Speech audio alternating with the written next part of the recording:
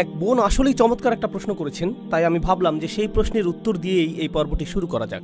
আর কোরআনের সাথে সম্পর্ক তৈরির ক্ষেত্রে এই বিষয়টি উপলব্ধি করতে পেরে সকলেই আশা করি উপকৃত হতে পারব। প্রশ্নটি ছিল, এখানে আমরা এত সব বিচক্ষণতা এবং দার্শনিক অনুপ্রেরণামূলক শিক্ষা অর্জন করছি, এই সব কিছুর বাস্তবিক উপকারিতা কি, কিন্তু বাস্তবিক অর্থে কি সাথে নিয়ে আমরা ফিরে যাব? প্রশ্নকারী হয়তো অনুপ্রেরণা অর্জনের বিষয়টি বুঝাননি, বরং তিনি হয়তো বুঝেছেন যে কি ধরনের বাস্তব কর্মপরিকল্পনা নিয়ে আমি বাড়ি ফিরে যাব। আমি মনে করি যে অনেকের মধ্যেই এই উদ্বেগটি রয়েছে।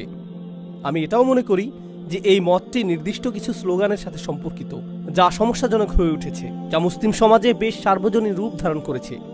আর এই স্লোগানটি হলো, আমাদেরকে কোরআনের প্রত্যেকটি আয়াত শিখতে হবে এবং এটাকে বাস্তবে পরিণত করতে হবে। স্লোগানটি হলো, প্রতিটা জিনিস যা আপনি কোরআন থেকে শিখবেন এটাকে আপনার বাস্তবে প্রয়োগ করতে হবে। কোরআনের সকল আয়াত আপনাকে কাজে পরিণত করার কথা বলে না। আলিফ লাম মিম আপনার কাছে কোনো কিছু আশা করে না। ফাতাওয়াল্লা বিরুকনিহি ওয়াকালা সাহিরুন আও মাজনুন, ফেরাউন মুখ ফিরিয়ে নিল এবং বলল মূসা হচ্ছে জাদুকর এবং উম্মাদ। আয়াতটা কি আপনাকে কিছু করতে বলছে? বুঝতে পারছেন? আল্লাহ গাছ সৃষ্টি করেছেন যা খোসা দিয়ে আবৃত চমৎকার ফল প্রদান করে, তাহলে তো এখন আমাদের কর্তব্য ফল খাওয়া। তাহলে কোরআন আপনাকে কিসের দিকে আহ্বান করছে? কোরআনের নির্দিষ্ট কিছু লক্ষ্য রয়েছে।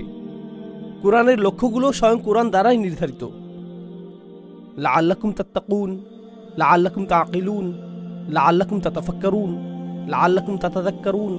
কোরআন নিজেই আপনাকে বলছে যাতে তোমরা চিন্তা করতে পারো, যাতে তোমরা গভীর মনোনিবেশ করতে পারো, যাতে তোমরা ভেবে দেখতে পারো, যাতে তোমরা নিজেদেরকে রক্ষা করতে পারো, যাতে তোমরা সঠিক উপায়ে কাজ করতে পারো। কখনো কখনো আয়াতগুলো আপনাকে কিছু করতে বলে, অন্য ক্ষেত্রে আল্লাহ শুধু চান যে আপনি চিন্তা করেন। তিনি শুধু বলেছেন যে আমি চাই তোমরা চিন্তা করো। অন্য ক্ষেত্রে তিনি বলেছেন যে আমি চাই তোমরা গভীরভাবে চিন্তা করো। তিনি কোরআনে অভিযোগ করেছেন, আফালা ইয়াতাদাব্বারুনাল কুরআন, কেন তারা কোরআন নিয়ে গভীর মনোনিবেশ করে না? আমা আলা কুলুবিহিম আকফালুহা, নাকি তাদের হৃদয়গুলোতে তালা ঝুলানো রয়েছে? আপনারা জানেন, আমরা যখন কোনো কিছুকে কাজে পরিণত করার কথা চিন্তা করি, এর দ্বারা আমরা এমন কিছু ইঙ্গিত করি যা আমাদের করণীয়, কিন্তু আমাদের কাজগুলো হলো আমাদের মনোভাব, আবেগ, অনুভূতি এবং উপলব্ধির ফলাফল। আর কোরআনের বেশিরভাগ অংশই আমাদের মনোভাবকে পরিবর্তনের কাজ করে। এটা আমাদের উপলব্ধিকে পরিবর্তন করে। এটা আমাদেরকে আল্লাহর বিজ্ঞতাকে উপলব্ধি করায়। আর এই বিজ্ঞতা আপনার দৃষ্টিভঙ্গিকে পরিবর্তন করে এবং যেভাবে আপনি কোনো কিছুতে প্রতিক্রিয়া দেখান তাকে পরিবর্তন করে। তো সকল আয়াতই আপনাকে কিছু করতে বলে না, আমি এটা বিশ্বাস করি না। আমি এটা মোটেও বিশ্বাস করি না। কোরআনের অনেক অনেক আয়াত রয়েছে যা আপনাকে কিছুই করতে বলে না, কিন্তু অনেক আয়াত রয়েছে যা কি করতে বলে? চিন্তা করতে বলে। অনেক আয়াত রয়েছে বিবেচনা করার, অনেক আয়াত রয়েছে স্মরণ করার। এই সবগুলোই হলো কোরআনের যৌক্তিক প্রয়োগ। এগুলোও কোরআনকে বাস্তবে পরিণত করার অন্তর্ভুক্ত। এই অনুশীলনের উদ্দেশ্য হলো, এর দ্বারা আমি দুইটি জিনিস করতে চাই। আমি জোর দিতে চাই আল্লাহ শুরুতে যা বলেছেন, ওয়াল কুরআনিল হাকিম, বিজ্ঞতায় পরিপূর্ণ কোরআন। আমি এই সূরাটির কিছু চমৎকার বিজ্ঞতাকে উপস্থাপন করতে চাই। এটাই আমার প্রথম লক্ষ্য। আমি এটাও উপস্থাপন করতে চাই যে কিভাবে সূরাটি চমৎকারভাবে বিন্যস্ত, কারণ হাকিম শব্দের অর্থ এটাও যে এটি চমৎকারভাবে বিন্যস্ত। আমি এটাও উপস্থাপন করতে চাই যে কিভাবে কোরআন এর বিধানগুলোর ব্যাপারে সংকোচ প্রকাশ করে না, ঠিক যেমনভাবে সেই রাসূলগণ বলেছেন। এটা মানুষকে আহ্বান করে যেমনটা করা উচিত, কারণ প্রকৃতপক্ষে হাকিমও একই অর্থবোধ। তাই শুরুর সেই আয়াতটি আসলে এই গোটা অধ্যয়নটিকে নির্দিষ্ট একটি গন্তব্যের দিকে টেনে নিয়ে গিয়েছে। তো আমি আশা করি এগুলোই আপনি এই আলোচনা থেকে পাবেন। এটা যদি যথেষ্ট বাস্তবধর্মী না হয়, তাহলে আমি জানি না যে এর চেয়ে উত্তম কি বলতে পারবো। ওয়াজআলনা মিন বাইনি আইদিহিম সাদ্দান, আয়াতটি হলো ওয়াইদা কিলা লাহুম, যখন তাদেরকে এটা বলা হয়। প্রসঙ্গক্রমে এটা চতুর্থ অনুচ্ছেদ। এটা 3টি আয়াত সম্বলিত ছোট একটা অনুচ্ছেদ। শুধু এটুকুই। ইনশাআল্লাহ আমরা চতুর্থ এবং পঞ্চম অনুচ্ছেদ নিয়ে এই পর্বে আলোচনা করব। আর এই অনুচ্ছেদে রয়েছে শুধু 3টি আয়াত। জানেন আমরা কি নিয়ে শিখব? সেই সকল মানুষ যারা চিন্তা করতে অস্বীকৃতি জানায়, তারা চিন্তা করতে অস্বীকৃতি জানায়। জানেন এই অনুচ্ছেদটি কেন গুরুত্বপূর্ণ? কারণ এখন আমরা রয়েছি চতুর্থ অনুচ্ছেদে। তো এর আগে কতটি অনুচ্ছেদ এসেছে? 3টি। প্রথম অনুচ্ছেদের বিষয়বস্তু ছিল ওহী, দ্বিতীয় অনুচ্ছেদের বিষয়বস্তু ছিল ইতিহাস, আর তৃতীয় অনুচ্ছেদের বিষয়বস্তু ছিল আমাদের চারপাশের জগৎ, তাই না? এই সবগুলোই হলো পন্থা যার মাধ্যমে আপনি চিন্তা করতে পারেন।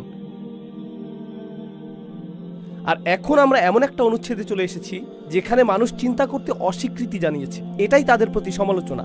তাদের সম্পর্কে এটা আল্লাহর বক্তব্য। ওয়াইদা কিলা লাহুম, যখন তাদেরকে এটা বলা হয় ইত্তাকু মা বাইনা আইদিকুম ওয়া মা খালফাকুম, কেন তোমরা তোমাদের সামনে যা রয়েছে এবং তোমাদের পেছনে যা রয়েছে তা থেকে নিজেদেরকে রক্ষা করার জন্য সতর্কতা অবলম্বন করছো না? লাআল্লাকুম তুরহামুন, যাতে তোমাদের উপর দয়া প্রদর্শন করা হয়। আপনার সামনে যা রয়েছে আর পেছনে যা রয়েছে তা থেকে শিক্ষা অর্জনের বিষয়টি কি এই প্রথম শুনছেন? না, আল্লাহ ইতিমধ্যেই বলেছেন যে একটি দেয়াল রয়েছে সামনে এবং একটি পেছনে। এর তাৎপর্য কি? এর দ্বারা আল্লাহ বলেছেন যে কেন তোমরা চারপাশের জগৎ সম্পর্কে মনোযোগ দিচ্ছ না। আর এটা যদি যথেষ্ট মনে না হয় তাহলে ইতিহাস থেকে পাওয়া শিক্ষা সম্পর্কে কেন মনোযোগ দিচ্ছ না? এটা অনেকটা এভাবে বলা যে যখন তাদেরকে বলা হয় যে দ্বিতীয় অনুচ্ছেদ এবং চতুর্থ অনুচ্ছেদে মনোযোগ দাও যাতে তোমাদের উপর ক্ষমা প্রদর্শন করা হয়। এখন আপনি যখন কাউকে এভাবে বলেন, যখন তাদেরকে বলা হয় এরকম, পরের অংশে আপনি কি আশা করেন? তখন তাদেরকে এরকম বলা হবে, তারা এর জবাব দিবে, তাই না? এমনটি আপনি প্রত্যাশা করেন। কিন্তু জানেন অবিশ্বাস্য বিষয়টি কি?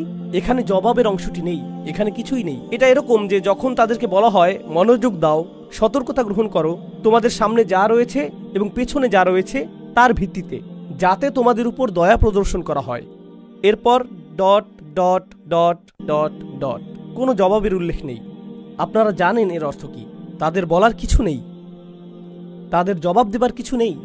আর এই বিষয়টা ধারণ করার এটাই সবচেয়ে সুচারু পন্থা যে কত সামান্য তারা চিন্তা করে, তাদের কোনো জবাবই নেই।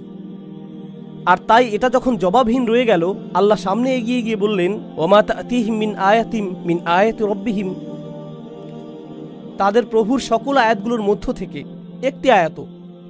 প্রসঙ্গক্রমে আয়াত বলতে কি বোঝায়? একটি নিদর্শন, একটি অলৌকিক বিষয়। তাদের রবের যে কোনো আয়াতের মধ্য থেকে একটি আয়াতও নেই, ইল্লা কানু আনহা মুরিদিন, যা তারা জেনে শুনে উপেক্ষা করে না। প্রসঙ্গক্রমে সৃষ্টি জগৎ হলো আল্লাহর আয়াত, ইতিহাস হলো আল্লাহর আয়াত, কিন্তু এছাড়াও কোনটি আল্লাহর আয়াত? ওহী। তো এখানে প্রথম আয়াত সম্পর্কে তাদেরকে ইতিমধ্যেই বলা হয়েছে যে তোমাদের বিবেচনা করা উচিত চারপাশের জগৎ। আর এখন তাদেরকে বলা হচ্ছে যে তোমাদের অন্য আয়াতগুলো নিয়েও চিন্তা করা উচিত। কিন্তু কিছু আসে যায় না, যেই ওহী তাদের কাছে আসুক এর পরেও তারা উপেক্ষা করেই যাবে। তো সত্যের তিনটি দরজার সবগুলোই অবরুদ্ধ, এগুলো তাদের কোনো কাজেই আসবে না। এখন সামনে এগিয়ে গিয়ে আপনি যদি এই শব্দগুলো নিয়ে চিন্তা করেন, ওয়াইদা কিলা লাহুম আনফিকু, যখন তাদেরকে বলা হয় ব্যয় করো, এটা ব্যতিক্রম। এটাই প্রথমবার যখন আসলে কিছু করতে বলা হলো, কিছু বিশ্বাস করা নয়, ধারণাগতভাবে কিছু স্বীকার করা নয়, বরং প্রকৃতপক্ষে কিছু করা। সূরাটিতে এটাই একমাত্র করণীয় আদেশ, ইত্তাবিউল মুরসালিন, রাসূলদের অনুসরণ করো, এই অংশটি ছাড়া। কিন্তু সেখানেও তাদের অনুসরণ এবং বিশ্বাস করার কথা বলা হয়েছে। মনোযোগ দিয়ে শুনুন, যখন তাদেরকে বলা হয় ব্যয় করো তা থেকে যা আল্লাহ তোমাদের সকলকে প্রদান করেছেন, আনফিকু মিম্মা রাযাকাকুমুল্লাহ, ব্যয় করো তা থেকে যা আল্লাহ তোমাদের সকলকে প্রদান করেছেন। আয়াতটি কি বলেছে যে কাকে এবং কিসে দান করতে হবে? না, শুধু বলা হচ্ছে ব্যয় করো। কারণ এটা পরিষ্কার হওয়ার কথা এমন ব্যক্তির জন্য যে তার বুদ্ধিমত্তাকে ব্যবহার করেছে, এটা উপলব্ধি করার জন্য যে ব্যয় করো এমন মানুষের জন্য যার এটা প্রয়োজন। এমন জায়গায় ব্যয় করো যেখানে ব্যয় করা যথাযোগ্য। ব্যয় করার ভালো অনেক উপলক্ষ রয়েছে। প্রসঙ্গক্রমে মক্কায় তখন কোনো মসজিদ নির্মাণাধীন ছিল না, তখন কোনো মসজিদে নববীর দানবক্স ছিল না তখন। তো যখন আল্লাহ প্রদত্ত অর্থ থেকে ব্যয় করার আয়াত আসলো, তখন কার জন্য ব্যয় করতে হয়েছিল? এটা একটা গুরুত্বপূর্ণ প্রশ্ন। আপনাকে এটা ব্যয় করতে হবে ইয়াতিমদের জন্য, দরিদ্রদের জন্য, অভাবীদের জন্য, আহতদের জন্য। কিন্তু এই ইয়াতিমরা, দরিদ্ররা, অভাবীরা এবং আহতরা তারা কি মুসলিম ছিল নাকি অমুসলিম? মক্কায় এরা কি ছিল? কোরআন আসলো এবং এই লোকদের তাদের নিজেদের লোকদের জন্য ব্যয় করতে বলল। নিজের সমাজের যত্ন নাও। আমরা কি এটা করি? আমরা কি এটা মনে করি যে কোরআন আমাদেরকে নিজেদের সমাজের যত্ন নিতে বলেছে? নিজের সমাজের যত্ন নাও। তো এখন ওয়াইদা কিলা লাহুম আনফিকু মিম্মা রাযাকাকুমুল্লাহ ক্বালাল্লাযীনা কাফারু লিল্লাযীনা আমানু, কাফেররা তাদেরকে বলে, যারা ঈমান এনেছে, কাফেররা ঈমানদারদেরকে জবাব দিচ্ছে। এর আগে কি তারা জবাব দিয়েছিল? যখন তাদেরকে বলা হলো তোমরা কেন সতর্ক হচ্ছ না, কোনো জবাব আসেনি। কিন্তু যখন বলা হলো যে কেন তোমরা ব্যয় করছো না, তারা তাৎক্ষণিক জবাব দিয়ে দিল, আনুতঈমু মাল্লাউ ইয়াশাউল্লাহু আতআমাহ, আমরা কি এমন কাউকে আহার করাবো যাকে আল্লাহ যদি চাইতেন নিজেই আহার করাতে পারতেন? ইন আনতুম ইল্লা ফি দালালিম মুবিন, তোমরা বিভ্রান্ত ছাড়া আর কিছুই না, তোমরা নিশ্চিত বিভ্রান্ত।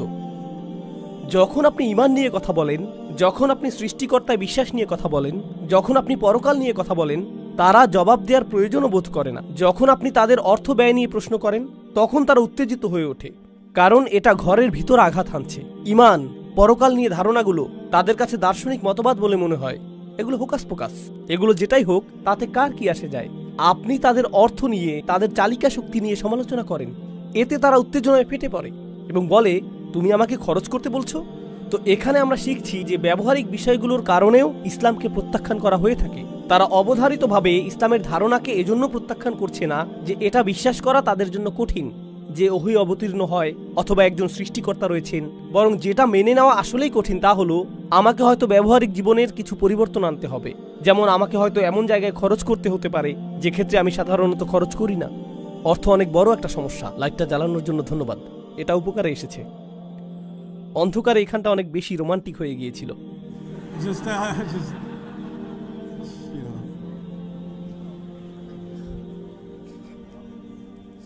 এই শব্দটা সবসময় কাজ করে।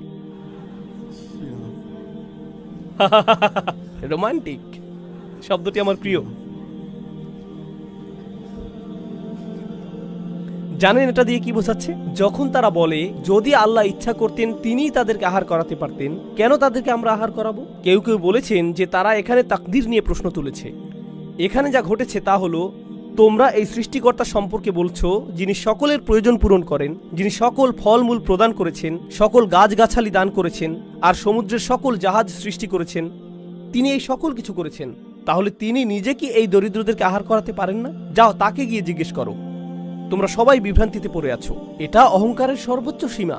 আর এই তিনটি আয়াতে আল্লাহ আমাদের বলছেন আমাদের প্রতিক্রিয়া মূলত দুই ধরনের। প্রথমত, তাদের কোনো জবাব নেই। দ্বিতীয়ত, আপনি যা বলেন তারা এর সবটুকুই উপেক্ষা করে। আর যদি তারা জবাব দেয়ও, তারা সবচেয়ে জঘন্য, অহংকারী, অবাধ্য ধরনের জবাবই দেয়, কোনো ধরনের যুক্তিবুদ্ধি ছাড়াই। এরই মোকাবেলা এখন আপনি করছেন। আর আপনি তাদেরকে জিজ্ঞাসা করার পরিবর্তে এখন তাদেরই কথা বলার পালা, যেটা আমাদেরকে পঞ্চম অনুচ্ছেদে নিয়ে যাচ্ছে। ওয়ায়াকুলুনা মাতা হাযাল ওয়াদু ইন কুনতুম সাদিকিন। তারা বলে, কখন এই প্রতিশ্রুতি আসবে, যে প্রতিশ্রুতির ব্যাপারে তোমরা আমাদের বলেই যাচ্ছ? কখন এটা আসবে যদি আসলেই তোমরা সত্য বলে থাকো? তারা কোন প্রতিশ্রুতির কথা বলছে? সতর্কীকরণগুলোর কথা। এখন আমি আপনাদেরকে এই কথাটি স্মরণ রাখতে বলবো। সতর্কীকরণগুলো আসে তিনটি পর্যায়ে। এটা অত্যন্ত অত্যন্ত গুরুত্বপূর্ণ জিনিসগুলোর একটা। সতর্কীকরণগুলো তিন ধরনের। কোরআনের সর্বপ্রথম সতর্কীকরণ হলো একটি জাতির ধ্বংসপ্রাপ্ত হওয়া। কোনো জাতিকে ধ্বংস করা হবে। নূহের জাতিকে পানিতে ডুবানো হয়েছিল, লুতের জাতির উপর অগ্নিবৃষ্টি বর্ষিত হয়েছিল, ইত্যাদি ইত্যাদি। প্রথম ধরনের সতর্কবার্তাটি কি? একটি জাতির ধ্বংসপ্রাপ্ত হওয়া। দ্বিতীয় সতর্কতা হলো বিচার দিবস। প্রথমটি কি ছিল দেখি আপনারা এখনো জেগে আছেন কিনা। জাতির ধ্বংসপ্রাপ্ত হওয়া। দ্বিতীয়টি বিচার দিবস। তৃতীয়টি হলো জাহান্নাম। প্রথম, দ্বিতীয়, তৃতীয় আমার সাথে পুনরাবৃত্তি করুন। জাতির ধ্বংসপ্রাপ্ত হওয়া, দ্বিতীয়টি বিচার দিবস, তৃতীয়টি জাহান্নাম। আর এই সবগুলোই সম্পর্কযুক্ত। অন্য কথায়, আপনি যদি সেই জাতিগুলোর একটি হন যারা এখানে ধ্বংসপ্রাপ্ত হয়েছে, তাহলে আপনি আসলেই কঠিন সময় পার করবেন বিচার দিবসে। আর সেটাকেও অবকাশ যাপনের মতো মনে হবে কিসের তুলনায়? জাহান্নামের তুলনায়। তো এই সবগুলোই আসলে একটি প্রতিজ্ঞার অংশ। ও, লাইটগুলো আবার বন্ধ হয়ে যাচ্ছে। যাই হোক, বোধহয় আর জ্বলবে না। ওহ মাই গড, থামুন। ইতিমধ্যে উনি না করে দিয়েছেন।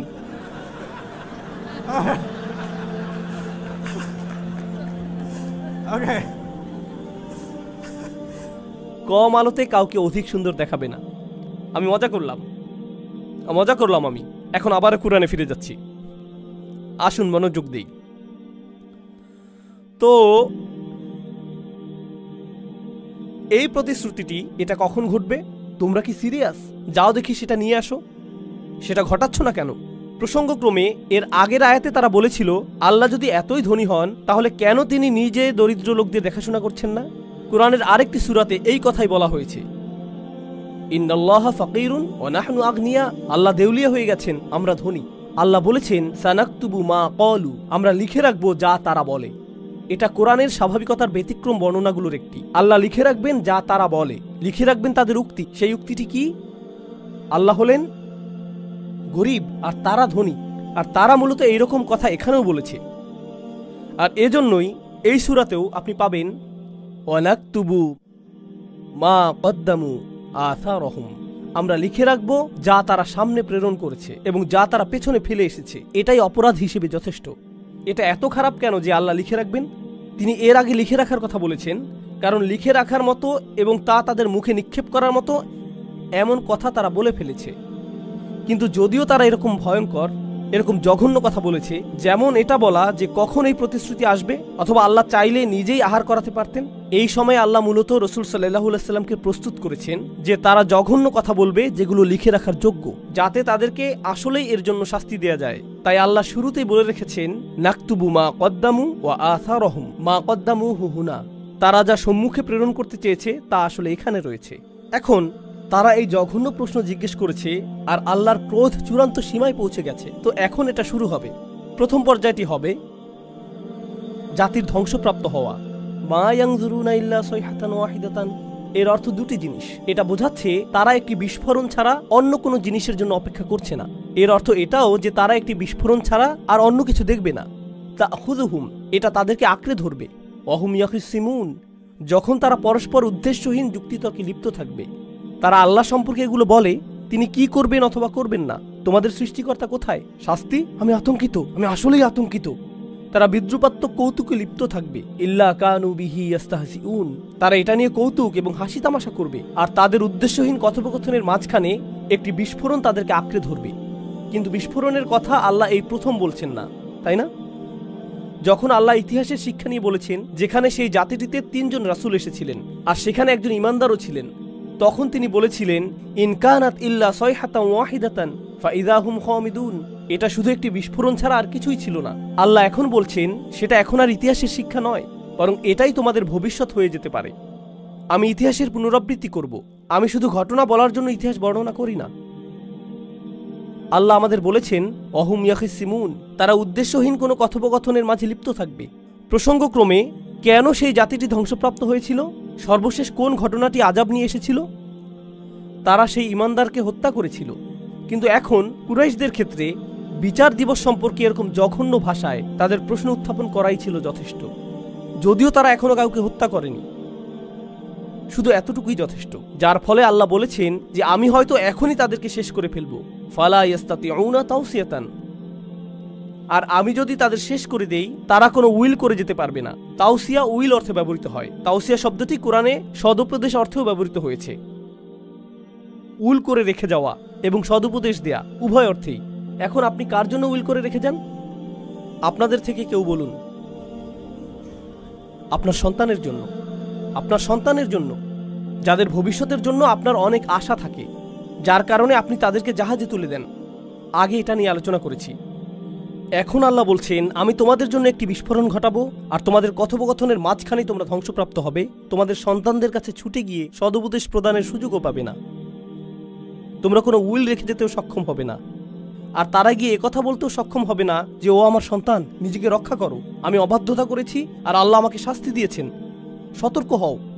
ওয়ালা ইলা আহলিহিম ইয়ারজিউন, তারা তাদের পরিবারের কাছে ফিরে যাবে না।